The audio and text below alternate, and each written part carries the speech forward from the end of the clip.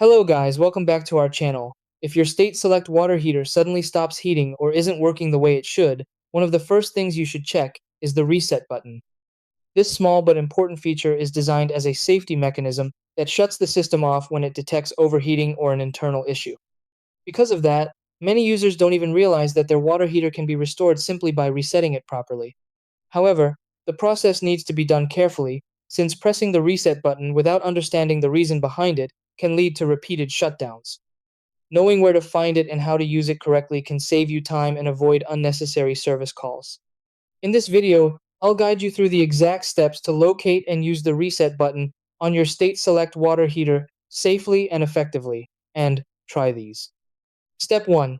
Turn off the power supply to the water heater from the main switch. Step 2. Locate the access panel on the water heater and remove it carefully. Step 3.